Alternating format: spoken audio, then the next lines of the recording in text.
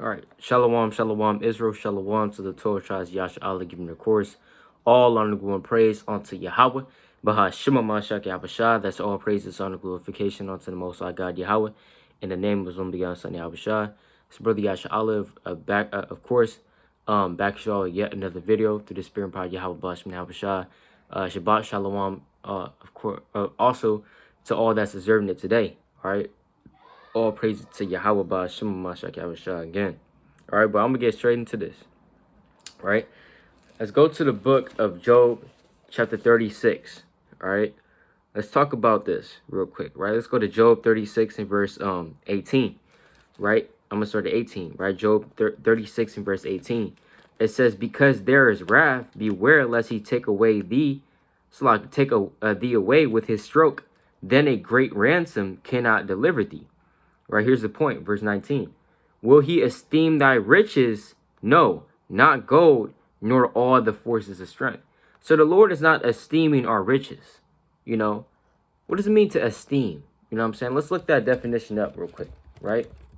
Let's get this definition up real quick. Esteem, right? It says to respect and admiration, typically for a person, respect and admire. So is the Most High God, right? That's a cut. Is the Most High God, Yahweh Bashim Habashah of hosts, right? Is he going to esteem your riches? Hell no, right? The Lord doesn't care about how much money you have, man, right? He doesn't care about that. He's not going to respect your wealth, right? That the Lord gave you, man, right? Because the Lord, he gives you wealth. You know what I'm saying? Right? Let's get a precept on that, man. Right? The Lord, he increases your wealth, right? He's the one that takes away, man. Right? Let's go to the book of, real quick. Let's go to Proverbs. Right? Let's go to Proverbs chapter 30. The Lord is not dealing with the men who believe in their mind that the Most High actually cares about their wealth. The Lord's not dealing with that. Right? Let's go to the book of Proverbs. Right? Let's go to Proverbs chapter 30 and verse 7. All right? It says, Two things have I required of thee. Deny me them not before I die. Remove far from me vanity and lies." So you want the Most High to remove from you vanity and lies, all right? And it says, "Give me neither poverty nor riches. Feed me with food convenient for me." So you want the Lord to feed you with food that's convenient for you, right? Food that's convenient for you. You know what I'm saying? You don't want to be too wealthy and you don't want to be too poor, right? He's going to say that, verse 9. "Lest I be full and deny thee and say, who is the Lord?" The point is, the Lord says, this man, he's basically, talking to the Lord. But he's saying, give me neither poverty nor riches. See, he understands because he's a spiritual man, right? He's a wise man. He understands that the Lord controls your financial status. He controls, he controls everything, even how much money you have, right? Let's say you went in there for an interview and you got a job. That's not just you, right? That's the Most High. He allowed you to get that job, man. Let's say you won the lottery. That's the Most High. That's literally, you know what I'm saying, by, the Most High's admonition, right? So it says, give me neither poverty nor riches. He understood that the Lord is in control of all of that. So you don't want the Lord to give you riches. Yeah, that's going to confuse a lot of people that's, coming into this truth or are not even in the truth. Well, what do you mean, though? What? I want to be rich. You don't want to be rich, right? Because the Lord, he doesn't care about your riches. Your riches is not going to profit you in the day of trouble. Let's go to the book of Zephaniah, chapter 1. All right, the Lord is not going to, you can't slide the Lord 10 grand, right, to save your life. He doesn't care about that. Why would he care about that? Let's go to the Zephaniah chapter 1 and verse 18. Right, I'm going to start at verse 17, right? I'm going to start at verse 14 and skip down. It says, "The great day of Yahweh is near. It is near and hasteth greatly, even the voice of the day of the Lord. The mighty man shall cry there bitterly." So the day of the Lord, the great day of Yahweh Ba'ashem Yahushua, it's near, the day in which all hell is going to break loose, the day in which The lights are going to turn out. Electricity is going to be gone. Twitter, Facebook, YouTube, all that's down. The internet's down, right? The day in which people are going to be, put in FEMA camps. The day in which the food is going to run out. Water, the lack of resources, the lack of government as well. It's going to be anarchy.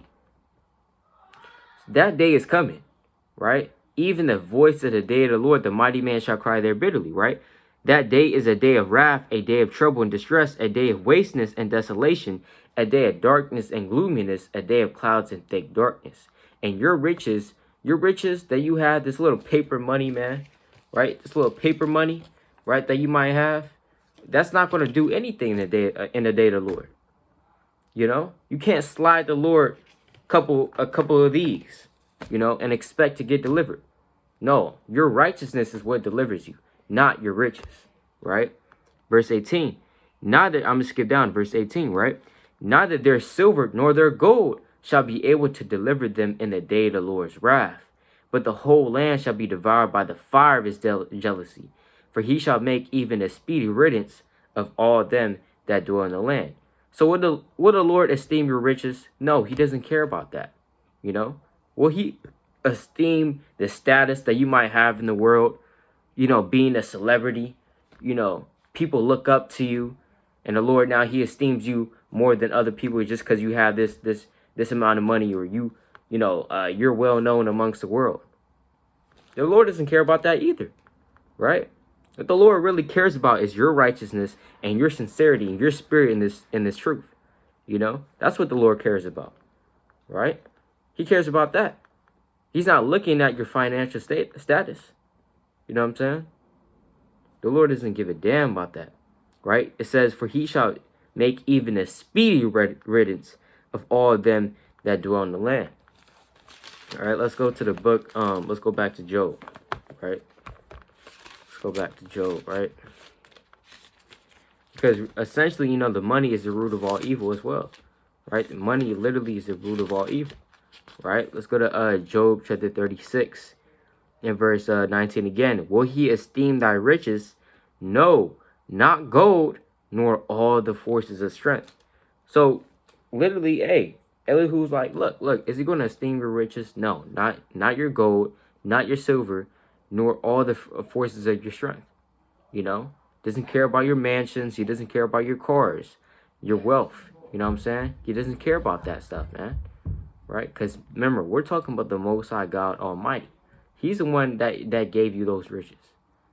He's the one that gave you your car, your computer, your phone, right? And you have people boasting about what they have, not even understanding or knowing that the Lord gave it to them, Hey, the Lord gave it to you, man. Right? Let's go to the book of Job real quick, right? Okay, I want to see what this is. All right, let's see what this is real quick, right?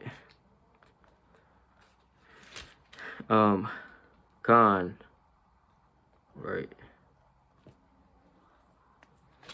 Let's go to the book. Let's go to First Kings, actually, right? Let's go to First Kings. All right, let's go to the book of First Kings, chapter 4. All right, let's go to First Kings chapter 4. All right, let me see, man. All right, let's go to First Kings chapter 3, verse 9. It says, give therefore thy servant an understanding heart to judge thy people, that I may discern between both good and bad. That I may, Slakia, for who is able to judge this thy so great a people? And the speech pleased the Lord that Solomon had asked this thing. So Solomon, remember, the Lord came to Solomon in a dream, in a vision, right? And he asked Solomon, I'm going to give you anything, just ask, right? And Solomon, he didn't ask for riches. He didn't ask for gold, right? Because he knew that there was no profit therein, man, right? He asked for understanding, right? Wisdom is better than rubies, far better than rubies, man, right? What it says, verse 11, and God said unto him, because thou hast asked this thing, and hast not asked for thyself long life, neither hast asked riches for thyself. 'Cause that's the average man. He would ask, infinite wealth right off the bat, right? Infinite wealth. You ask the Lord infinite wealth. But guess what? That this wealth, the Lord, he doesn't care about that. He cares about your wisdom, right? Your spirit. Is it sincere? Your works, you know what I'm saying? Not your riches. Man, he would esteem you for your riches. He will esteem your riches. He will respect how much money you have. Men, that's what they do. Because they're carnal, man. Right? But the Most High, he's spiritual. He's not carnal at all.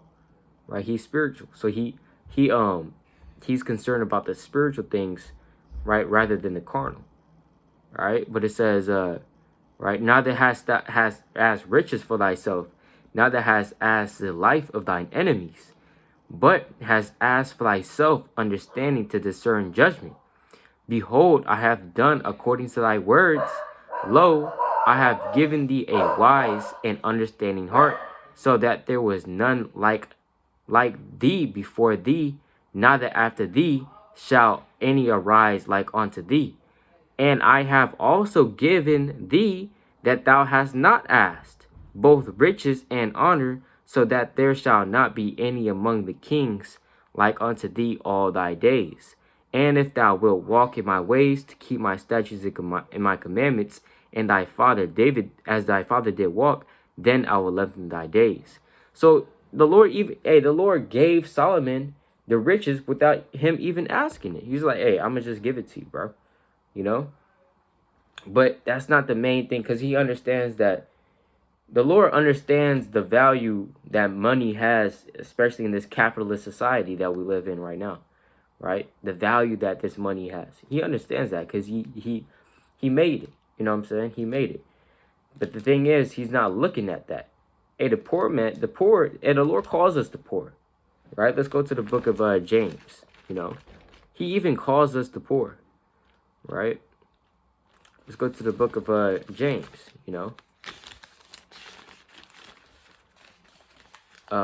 This is the book of James, chapter 2. Right, James chapter 2 and verse 3. And ye have respect, right?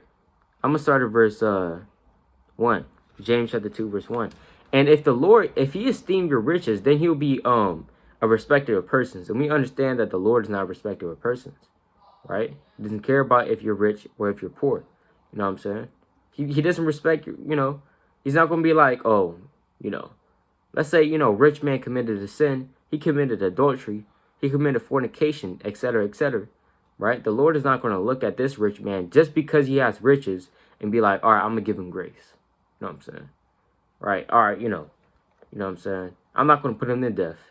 But I'm going to put this man to death, right? Because, he just doesn't have it like him. He doesn't have as much money.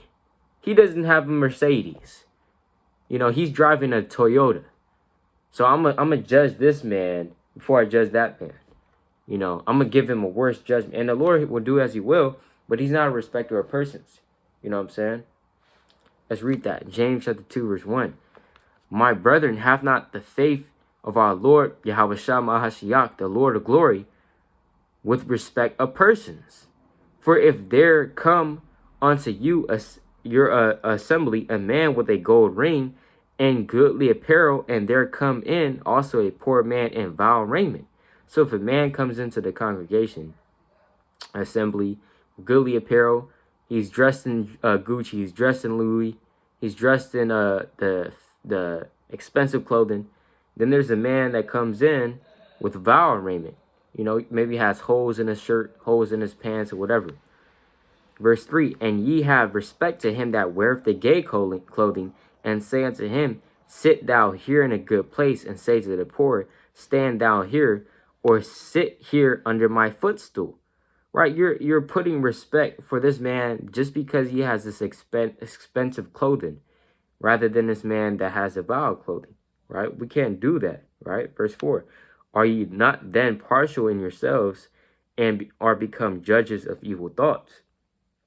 So likewise, the Most High, he's not partial, right? He's not a respecter of persons, so we also can be a respecter of persons as well. Verse 5, that goes into judging righteous judgment, right? Let's go to the book of John real quick, right? Let's go to John 7, all right? Let's go to John 7 and 24. Judge not according to the appearance, but judge righteous judgment. Right. We can't judge according to the appearance. We have to judge righteous judgment. And how do you judge righteous judgment? That's judging according to the laws, statutes, and commandments. Right? Because remember, what is righteousness? Righteousness is this word. Right? These laws. That's what's righteous. Right? That's what's just. You know what I'm saying? Let's go to the book of Psalms chapter 119. Just to prove that. Right? It's the book of Psalms chapter 119 and verse 142. Right? Salaki, 172. Right? It says, my tongue shall speak of thy word, for all thy commandments are righteousness. So all the commandments of the Most High God are righteousness. So if you're judging righteously, you're judging righteous judgment, that means that you're judging according to the law. Right? You're not just saying whatever. You know what I'm saying? Right? Let's go to Leviticus chapter 19 and verse 15. Ye shall do no unrighteousness in judgment. Thou shalt not respect the person of the poor, nor honor the person of the mighty. Right? Just because a person may have more stuff and more, you know, he's dressed in this costly array, we can't respect him more just because he has that. Because remember, we're trying to be like the Most High. Right? We're trying to be like the Most High. Right? Let's just get a precept on that, right? We're followers of Yahweh Shah. We're followers of the Most High, right? So let's get this precept real quick. It's the book of Ephesians, chapter 5, verse 1. Be ye therefore followers of God as dear children. That word for followers is literally going into an imitator.